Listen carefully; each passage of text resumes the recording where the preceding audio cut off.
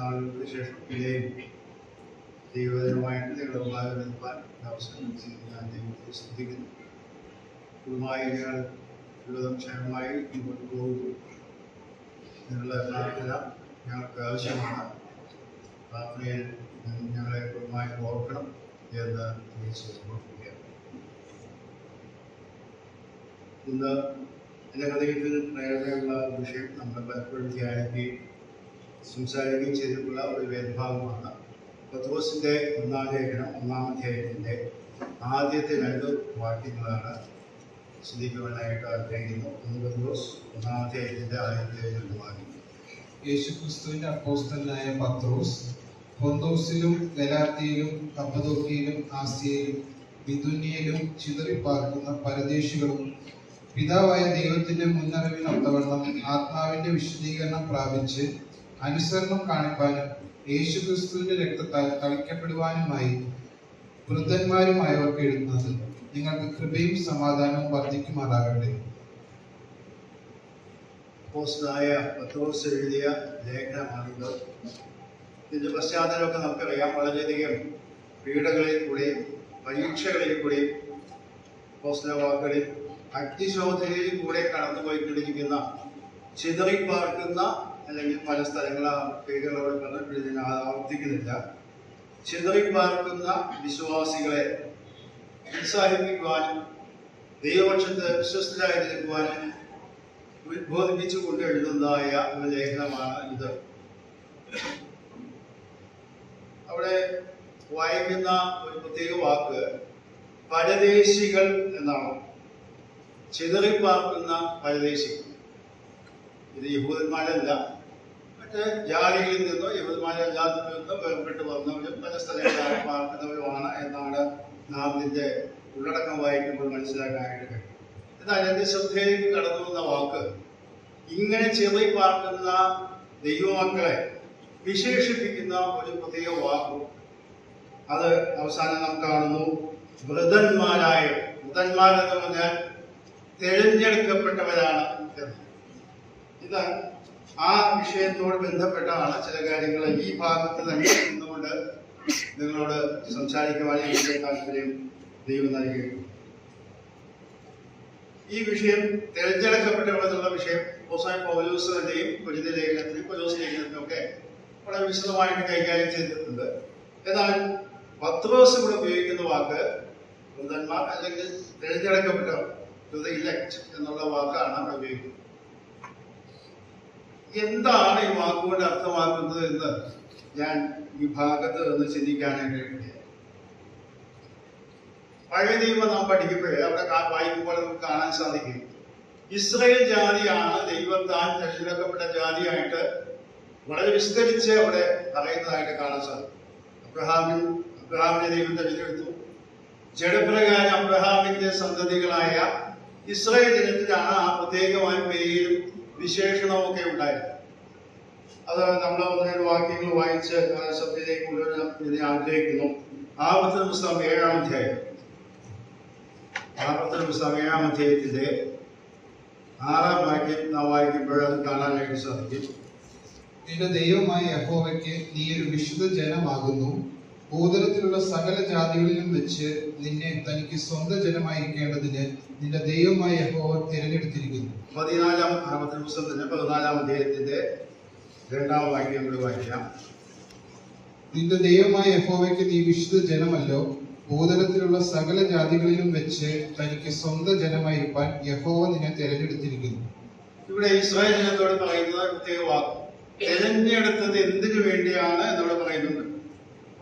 യഹോവയ്ക്ക് വിശുദ്ധ ജനമായി ഉയർപ്പെട്ട ഒരു ജനമായി ജീവിക്കണം എന്നാണ് അവിടെ ആഗ്രഹിക്കും. സ്വന്തം ജനമായിരിക്കാൻ. ഈ 2 ഭാഗങ്ങളിലും അത് വിശദമായിട്ട് പറയും.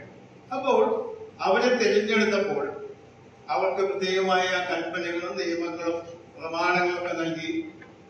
ഈ ലോകത്തിൽ അവരെ ദൈവത്താൽ അനുഗ്രഹിക്കപ്പെട്ട ജാതിയാണ് എന്ന് മറ്റുള്ളവർ മനസ്സിലാകത്തക്കവണ്ണം ദൈവനാമ മഹത്വത്തിനായിട്ട് വിശുദ്ധ ജനമായി ദൈവത്തിന് വേണ്ടി വേർതിരിക്കപ്പെട്ട ജനമായി ജീവിക്കണം എന്നൊക്കെ ഉദ്ദേശിക്കപ്പെട്ട് തെരഞ്ഞെടുക്കപ്പെട്ടതായ ഇസ്രായേൽ ജനം അവരുടെ ദൗത്യത്തിൽ പലപ്പോഴും പരാജയപ്പെട്ടതായിട്ട് നാം കാണുന്നു. ആ പരാജയത്തിൽ പലപ്പോഴും ദൈവം അവരെ ശിക്ഷിച്ചു, പ്രവാസികളായിട്ട് അവർ തീർന്നു, പലപ്പോഴും മടക്കി വീഴ്ത്തി. പിന്നെയും ഈ ദൈവത്തോട് അവിശ്വസരായി തീർന്നപ്പോൾ പിന്നെയും ഇതേ ശിക്ഷാക്രമത്തിൽ തന്നെ പോയതായിട്ടൊക്കെ നാം വായിക്കുന്നു. കർത്താവായ യേശു ക്രിസ്തു തന്നെ ഭൂമിയിലേക്ക് വന്ന സമയത്ത് മനുഷ്യവർഗത്തിന്റെ പാപത്തിലാണ് താൻ മരിക്കാൻ കടന്നു വന്നെങ്കിലും മത്തായി സുവിശേഷം നാം വായിക്കുമ്പോൾ സ്വന്തം ജനത്തെ പാപങ്ങളിൽ രക്ഷിപ്പാനിരിക്കുന്നുണ്ട് അവന് യേശു എന്ന പേരുകൾ. ഇത് പറഞ്ഞാൽ ദൈവജനമായി അന്ന് അംഗീകരിക്കപ്പെട്ടിരുന്ന ഇസ്രായേൽ ജനത്തിന് പ്രത്യേകമായി ദൈവത്തിലേക്ക് അടുക്കുവാനായിട്ടുള്ള ഒരു മാർഗമായിട്ടാണ് മശീഹയായി അല്ലെങ്കിൽ ക്രിസ്തുവായിട്ട് ദൈവപുത്രനായ യേശു മനുഷ്യാവതാരം ചെയ്യും. എന്നാൽ അവിടെ വായിക്കുന്നത് ആ സുവിശേഷങ്ങളിലെ ആ ഭാഗങ്ങളൊക്കെ നമ്മൾ വിശദമായി വായിക്കുന്നുണ്ടല്ലോ. ഞങ്ങൾക്ക് ഇത് വേണ്ട, അവനെ ക്രൂശിക്കുക എന്ന് പറഞ്ഞ് ആർത്തി വിളിച്ചുകൊണ്ട് പീലാത്തോസിന്റെ മുമ്പിലും ഒക്കെ ഏൽപ്പിച്ചു കൊടുത്ത് യേശുവിനെ കൊന്നുകളഞ്ഞതായിട്ടാണ് വായിക്കുന്നത്. ദൈവത്തിന്റെ സ്ഥിരനിർണയത്താലും മുന്നറിവിനാലും അത് സംഭവിച്ചു എന്ന് പിന്നീട് ലേഖനങ്ങളിലും അപ്പോസ്തല പ്രവർത്തനങ്ങളിലൊക്കെ നമ്മൾ വായിക്കുന്നു. എന്നാൽ ദൈവം ജനമെന്ന് വിശേഷിപ്പിക്കപ്പെട്ടിരുന്ന ഇസ്രായേൽ ജനത്തിന് അവരുടേതായ ആ അംഗീകാരം ആ സമയത്ത് താൽക്കാലികമായിട്ടാണെങ്കിലും നഷ്ടപ്പെട്ടതായിട്ട് നാം വായിക്കും. ഇത് കർത്താവ് തന്നെ നേരിട്ട് അവരോട് ഒരു ഉപമയിലൂടെ പറഞ്ഞു. മത്തായി, ഒക്കെ അത് പറയുന്നുണ്ട്. അത് ഒരു ഭാഗം മാത്രം നമുക്ക് വായിക്കാം. മത്തായി സുവിശേഷം 21-ാം അധ്യായത്തിന്റെ 41-ാമത്തെ വാക്യം.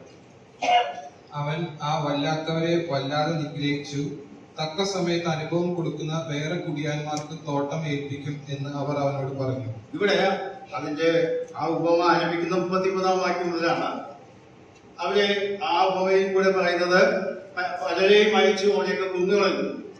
യേശു കർത്താവ് വന്നപ്പോൾ അല്ലെങ്കിൽ മകൻ കടന്നു അവകാശം വന്നപ്പോൾ നാം അവരെ കൊന്ന് അവരുടെ അവകാശം കൈവശമാക്കുക എന്ന് പറഞ്ഞപ്പോഴേ കർത്താവ് തന്നെ അവര് പറയുകയാണ്, ഈ കാര്യം ഇനി നിങ്ങൾക്ക് ഈ മുന്തിരിത്തോട്ടത്തിലുള്ള അവകാശം നഷ്ടപ്പെടാൻ പോകുകയാണ്. അനുഭവം കൊടുക്കുന്ന അല്ലെങ്കിൽ ഫലം കൊടുക്കാനായിട്ട് പോകുന്ന മറ്റു ചിലർക്കായിട്ട് ഇത് ഏൽപ്പിക്കപ്പെടുവാൻ പോകും.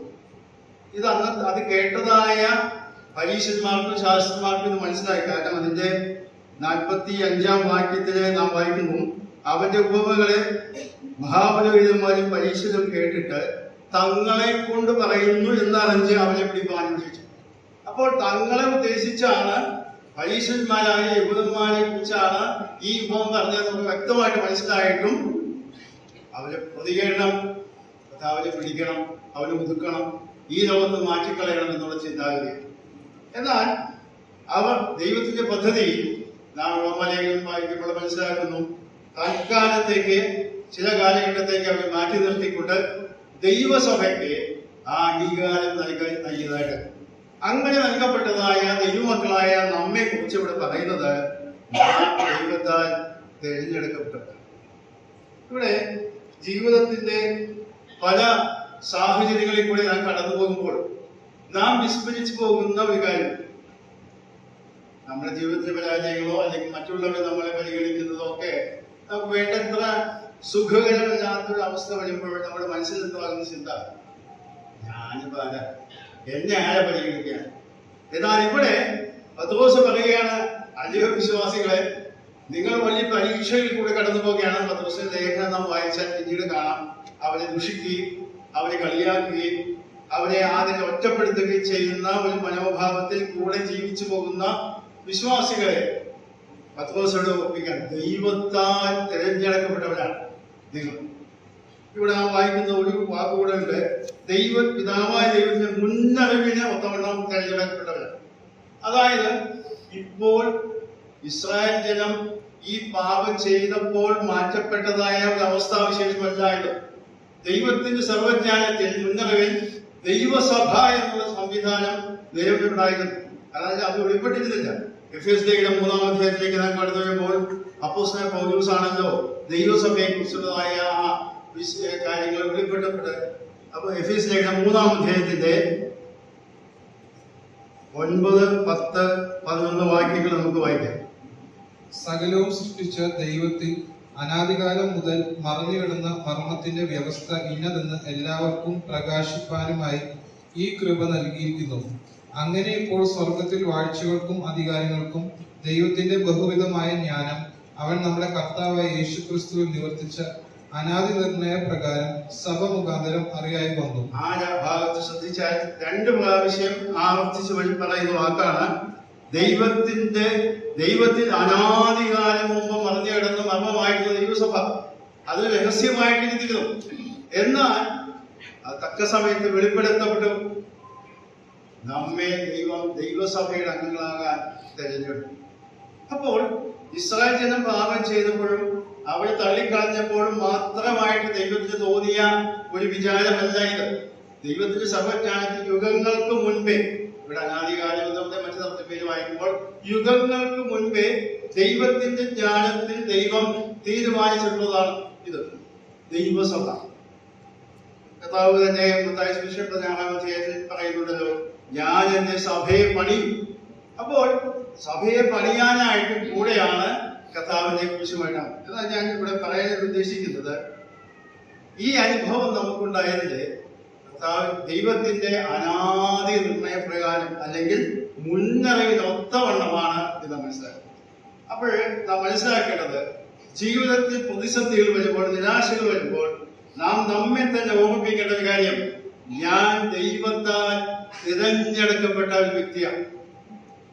ഈ ലോകം എന്നെ അംഗീകരിക്കുന്നില്ലായിരിക്കാം, എനിക്കെതിരായി നിൽക്കുന്നുണ്ടായിരിക്കാം. ചിലപ്പോൾ എന്റെ വേണ്ടപ്പെട്ട പോലെ ഞാൻ അംഗീകാരം ലഭിക്കുമെന്ന് പ്രതീക്ഷിക്കുന്ന ആളുകൾ പോലും ചിലപ്പോൾ നമ്മെ പഴിച്ചു പറഞ്ഞു അല്ലെങ്കിൽ ദുഷിച്ചു എന്ന് വന്നാലും നാം ഓർക്കണം, വലിയവനായ ദൈവത്തിന്റെ മുന്നറിവിനൊത്തവണ്ണം ഞാൻ ദൈവസന്നിധിയിൽ തിരഞ്ഞെടുക്കപ്പെട്ടവനാണ്. അതുകൊണ്ട് എന്താണ് ഇതിന്റെ ആവശ്യം?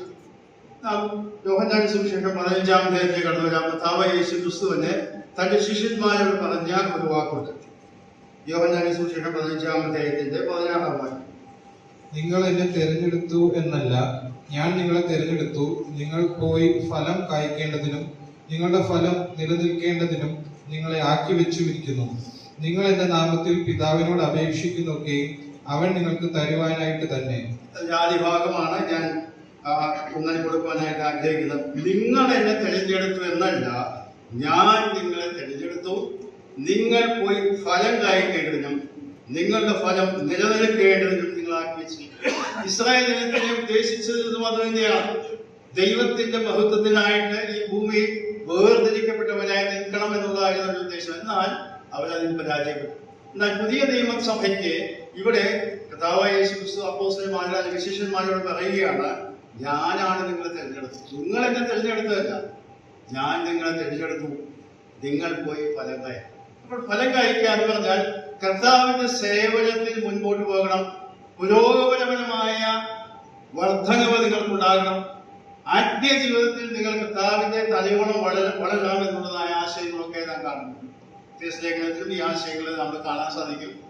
ലേഖനത്തിലും ഈ വൃതന്മാർ എന്നുള്ള ആശയം അവിടെ വിവരിക്കുന്നുണ്ട്. ഞാൻ ഈ ഭാഗത്ത് നിന്നുകൊണ്ട് മാത്രം പറയാനായിട്ടാണ് ഇവിടെ ശ്രമിക്കുന്നത്. ഇതില് ക്രിസ്തീയ ജീവിതത്തിൽ 3 പ്രത്യേക കാര്യങ്ങളാണ് ഈ വേദഭാഗത്ത് നമ്മൾ കാണുന്നത്. അതിന്റെ കാരണം ഇതാണ്. ഒന്നാമത്തത്, നാം ഇപ്പോൾ ചിന്തിച്ച വിഷയം തന്നെ, ദൈവത്തിന്റെ മുന്നറിവിനാൽ നാം തിരഞ്ഞെടുക്കപ്പെട്ടവർ. പലരും ദൈവത്തെ തിരഞ്ഞെടുക്കുന്നവർ എന്ന് പറഞ്ഞാൽ രക്ഷിക്കപ്പെടാനായിട്ട് ആഗ്രഹിക്കുന്നവര് അല്ലെങ്കിൽ ദൈവമക്കളായി തീരുന്ന ആഗ്രഹമുണ്ട്.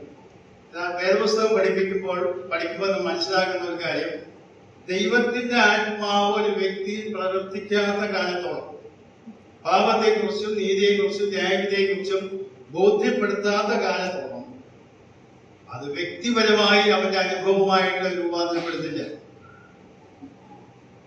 കാരണം നാം ഗലാത്യ ലേഖനം 2-ാം അധ്യായത്തിന്റെ 20-ാം വാക്യം വായിക്കുമ്പോൾ അപ്പോസ്തലൻ പൗലോസ് ഇങ്ങനെ പറയുന്നത്, എന്നെ സ്നേഹിച്ച് എനിക്ക് വേണ്ടി തന്നെത്താൻ ഏൽപ്പിച്ചു കൊടുത്ത ദൈവത്തിന് എന്ന് പറഞ്ഞാൽ യേശു ക്രിസ്തു മരിച്ചത് നമ്മെ സംബന്ധിച്ചാണെങ്കിൽ 2000 വർഷങ്ങൾക്ക് മുൻപ് സംഭവിച്ച ഒരു ചരിത്ര സംഭവമാണ്.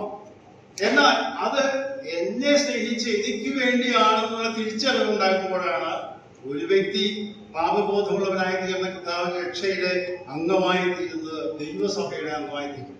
അത് പിതാവായ ദൈവത്തിന്റെ മുന്നറിവിന് മുഖമാണ്. അപ്പൊ അതുകൊണ്ട് നാം നമ്മെ തന്നെ സാധാരണകളിൽ ഓർമ്മിച്ചുകൊണ്ടിരിക്കണം. ഞാൻ ദൈവത്താൽ തിരഞ്ഞെടുക്കപ്പെട്ടവനാണ്, ദൈവനാമ മഹത്വത്തിനായിട്ട് ഫലം കാഴ്ച ജീവിക്കുവാൻ ഉദ്ദേശിക്കപ്പെട്ടവനാണ്. ഇസ്രായേലിനെ പറ്റി പരാജയം നമുക്കും പറ്റാതിരിക്കണമെങ്കിൽ ദൈവഹിതം മനസ്സിലാക്കിക്കൊണ്ട് ദൈവോചനത്തിനനുസരിച്ച് ദൈവാത്മാവിന്റെ നിയന്ത്രണത്തിൽ ജീവിച്ച് ദൈവത്തിന് ഫലം പ്രകടിപ്പിക്കുന്നതായി ജീവിക്കാൻ നമുക്ക് ഇടയാകും. രണ്ടാമത്തെ കാര്യം ഇവിടെ വായിക്കുന്നത് ആത്മാവിന്റെ വിശുദ്ധീകരണം പ്രാപിക്കണം എന്നാണ്. പുസ്തകം നാം വായിക്കുമ്പോൾ, പുതിയ നിയമം പ്രത്യേകിച്ച് വായിക്കുമ്പോൾ ദൈവം എന്ന വാക്ക് അല്ലെങ്കിൽ പിതാവായ ദൈവത്തെയാണ് ഉദ്ദേശിക്കുന്നത്. നമുക്കറിയാം, പിതാവായ ദൈവവും പുത്രനാം ദൈവവും പരിശുദ്ധാത്മാ ദൈവവും എല്ലാവരും രക്ഷയുടെ പ്രവർത്തനങ്ങളിൽ വിവിധ പങ്കുവഹിച്ചു. പിതാവായ ദൈവമാണ് തിരഞ്ഞെടുത്തത് നമ്മെ, പുത്രനിൽ കൂടെയാണ് ആ രക്ഷ സാധിപ്പിച്ചത്, ദൈവത്തോട് നിരപ്പ് പ്രാപിക്കുവാൻ ഇടയായി തീർന്നത്. പരിശുദ്ധാത്മാവാണ് നമ്മെ വിശുദ്ധീകരിച്ച് അല്ലെങ്കിൽ ദൈവത്തിലൂടെ വേർതിരിച്ച് നമ്മെ കൊണ്ടുവരുന്ന ആ പ്രവൃത്തി നടത്തുന്നത് എന്നാണ് ഇവിടെ കാണുന്നത്. ഈ വേദഭാഗം നാം വായിക്കുമ്പോഴേ പല ഭാഗങ്ങളിൽ പരിശുദ്ധാത്മാവിന്റെ പ്രവർത്തനത്തെ കുറിച്ച് നാം വായിക്കുന്നുണ്ട്. 1 Corinthians 12-ാം അധ്യായത്തിന്റെ 3-ാം വാക്യം നമുക്ക് വായിക്കാം.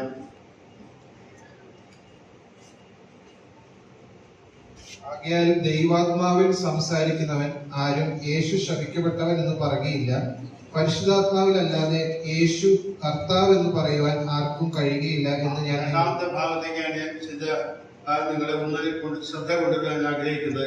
പരിശുദ്ധാത്മാവിൽ അല്ലാതെ യേശു കർത്താവ് എന്ന് പറയുവാൻ ആർക്കും കഴിയുകയില്ല എന്ന് ഞാൻ നിങ്ങളെ എന്ന് പറഞ്ഞാൽ പരിശുദ്ധാത്മാവിന്റെ പ്രവർത്തനം നടക്കുമ്പോഴാണ് യേശുവിനെ കർത്താവായി അംഗീകരിക്കാനും അത് ഏറ്റുപറയാനും ഒരു വ്യക്തിക്ക് കഴിയും. പരിശുദ്ധാത്മാവിന്റെ വിശുദ്ധീകരണത്തിന്റെ പല സ്റ്റേജസ് ആണ് അത് നമുക്ക് കാണാൻ സാധിക്കും. ഒരു വാക്യം നമുക്ക് വായിക്കാം. റോമാലേഖനം 8-ാം അധ്യായത്തിന്റെ 16-ാം വാക്യം. ഇതൊക്കെ നമുക്കിവിടെ പരിചയമുള്ള വാക്യങ്ങളാണ്.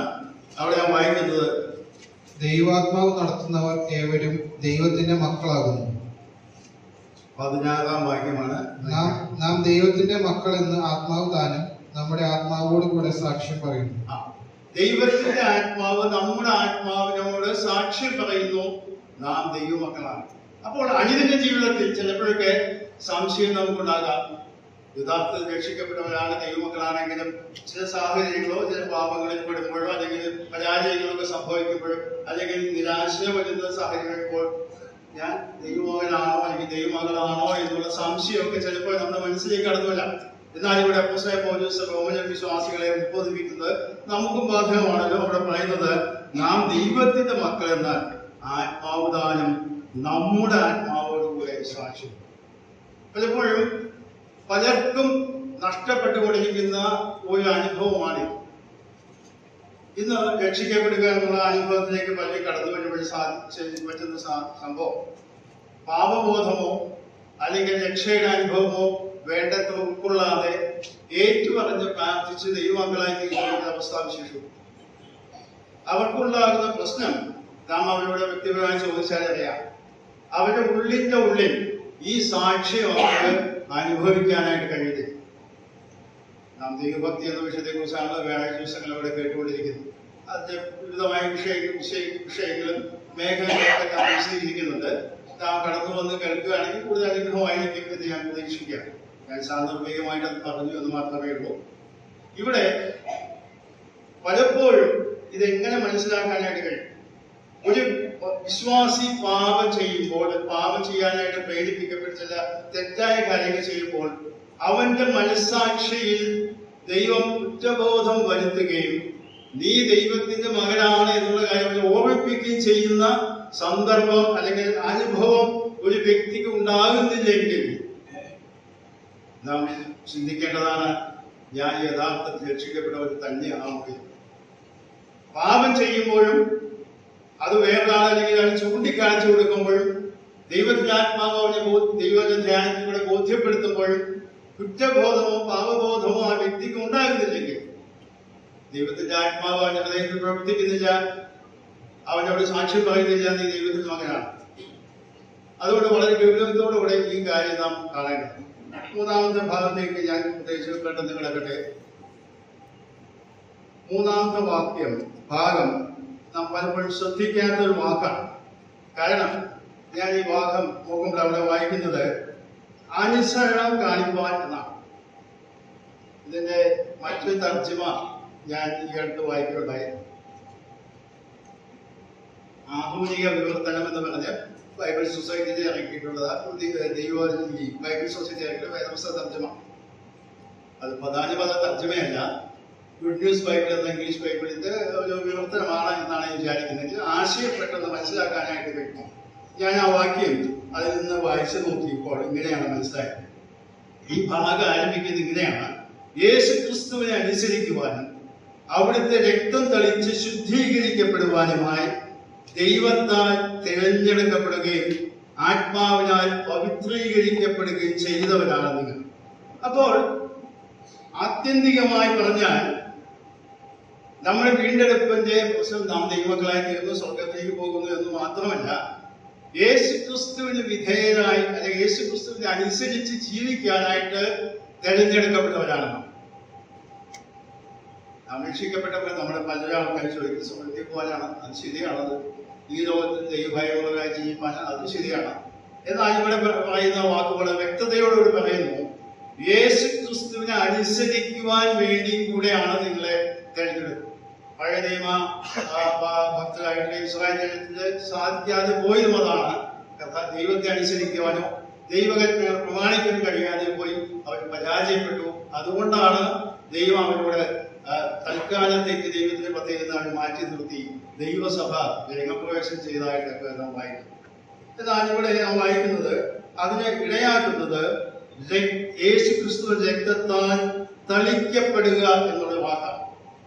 ഈ വേദഭാഗം ഞാൻ വായിക്കാൻ ശ്രമിച്ചപ്പോഴേ അപ്പോസ്തലൻ പത്രോസിന്റെ മനോഹരത്തിൽ കൂടെ എന്താണ് കടന്നു പോകുന്നതെന്ന് വ്യക്തമായിട്ട് മനസ്സിലാകുന്നില്ലെങ്കിലും താൻ ഒരു യഹൂദനായതുകൊണ്ട് യഹൂദ പശ്ചാത്തലത്തിൽ വേണം ഈ കാര്യം മനസ്സിലാക്കാൻ എന്ന് ഞാൻ ചിന്തിക്കുകയുണ്ടായി. അവിടെ ലഭിക്കുന്ന കാര്യം ഒന്ന്, പഴയ നിയമത്തിൽ വരുമ്പോൾ രക്തം തളിക്കുക എന്നുള്ള കാര്യം 3 സന്ദർഭങ്ങളിലാണ് രേഖപ്പെടുത്തിയതായിട്ട് ശ്രദ്ധയിൽപ്പെട്ടു. ഒന്നാമതായിട്ട് നാം കാണുന്നത് ലേവ്യ പുസ്തകം 14-ാം അധ്യായത്തിലേക്ക് കടന്നു വരാം. ലേവ്യ പുസ്തകം 14-ാം അധ്യായം. അവിടെ കുഷ്ഠരോഗിയുടെ ശുദ്ധീകരണ പ്രക്രിയയാണ് പറയുന്നത്. 14-ാം അധ്യായത്തിന്റെ 1 മുതൽ 7 വരെയുള്ള വാക്യങ്ങളാണ് വായിക്കേണ്ടത്. പക്ഷെ അതിന്റെ 7-ാം വാക്യം മാത്രം വായിച്ചത്. 6-ഉം 7-ഉം വാക്യം. ജീവനുള്ള പക്ഷി, ദേവദാരു, ചുവപ്പ് നൂൽ, ഈസോപ്പ് എന്നിവയെ അവനെടുത്ത് ഇവയും ജീവനുള്ള പക്ഷിയും ഉറവ് വെള്ളത്തിന്മീതെ അർത്ത പക്ഷിയുടെ രക്തത്തിൽ മുക്കി കുഷ്ഠശുദ്ധീകരണം കഴിയുവാനുള്ളവന്റെ മേൽ 7 പ്രാവശ്യം തളിച്ച് അവനെ ശുദ്ധിയുള്ളവനെന്ന് വിധിക്കുകയും ജീവനുള്ള പക്ഷിയെ വെളിയിൽ വിടുകയും വേണം. ഇവിടെ 2 പക്ഷികളെ കൊണ്ടുവന്ന് പുരോഹിതന്റെ അടുക്കൽ കുഷ്ഠരോഗം സൗഖ്യമാക്കിയ വ്യക്തിക്ക് ചെയ്യുന്ന പ്രവൃത്തികളെ കുറിച്ചാണ് പറയുന്നത്.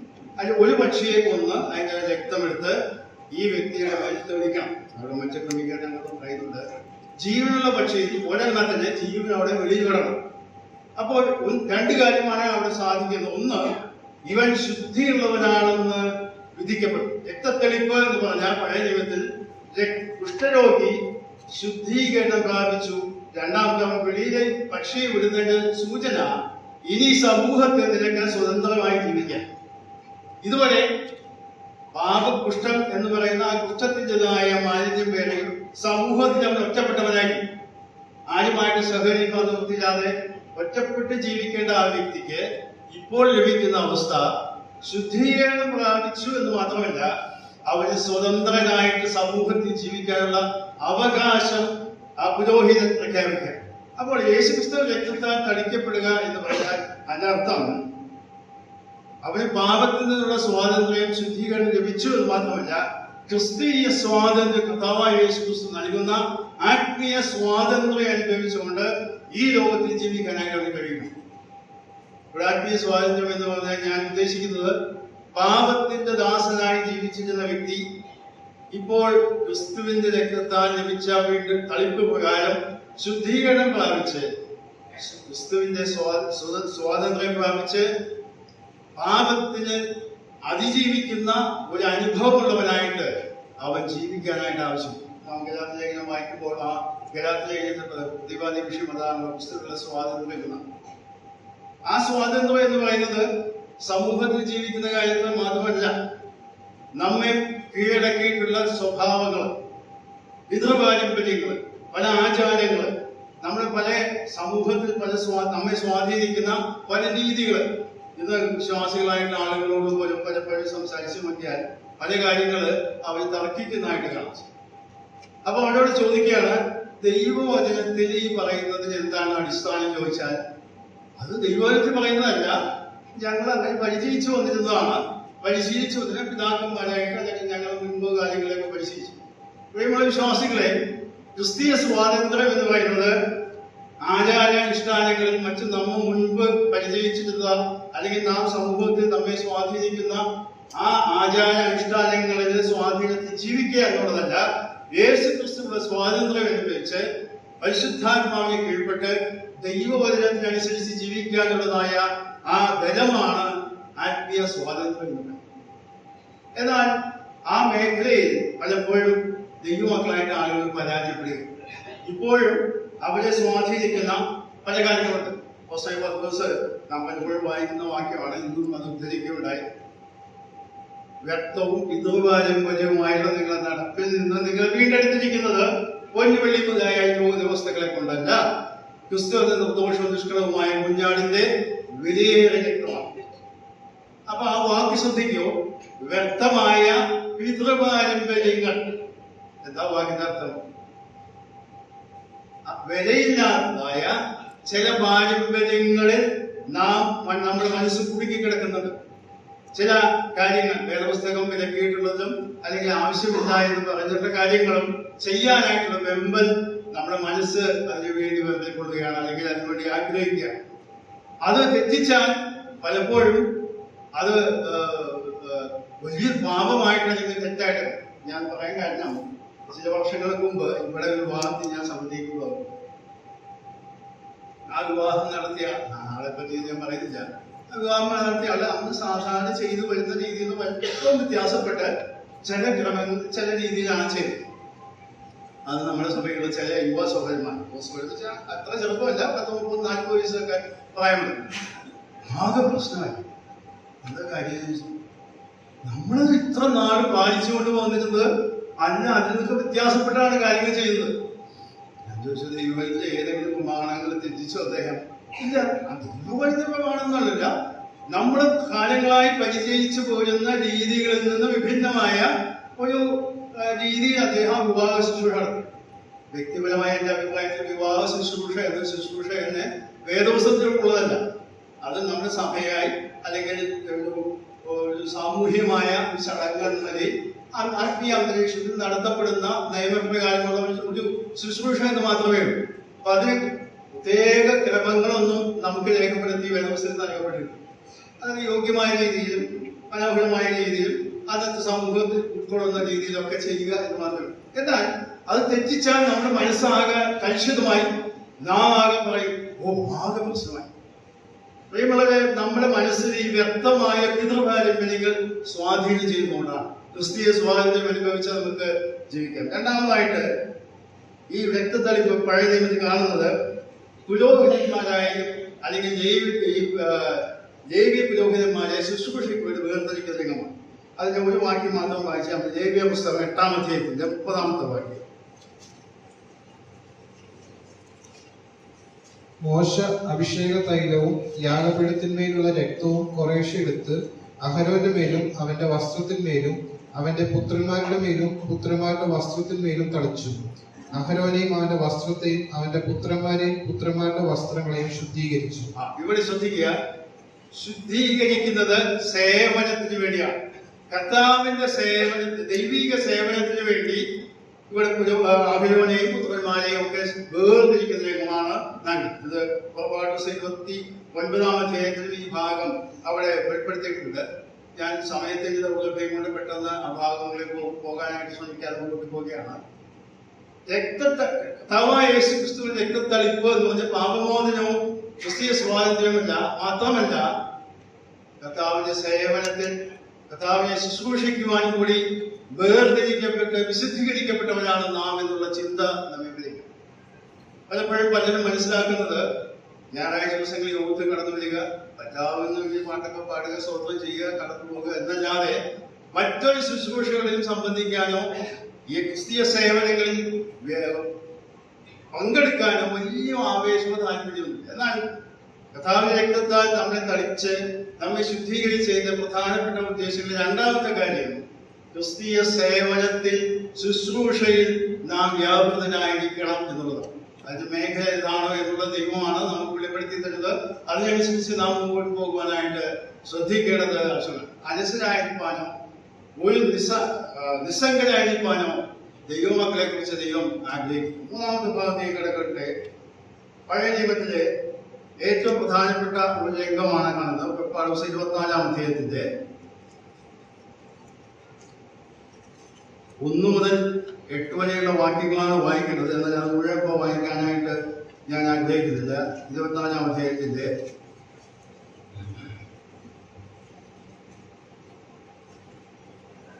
6, 7, 8 വാക്യം. മോശ രക്തത്തിൽ പാതി എടുത്ത് പാത്രങ്ങളിൽ ഒഴിച്ചു, രക്തത്തിൽ പാതി യാഗപീഠത്തിന്മേൽ തളിച്ചു. അവൻ നിയമപുസ്തകം എടുത്ത് ജനം കേൾക്കെ വായിച്ചു. യഹോവ കൽപ്പിച്ചതൊക്കെയും ഞങ്ങൾ അനുസരിച്ച് നടക്കുമെന്ന് അവർ പറഞ്ഞു. അപ്പോൾ മോശ രക്തമെടുത്ത് ജനത്തിന്മേൽ തളിച്ചു.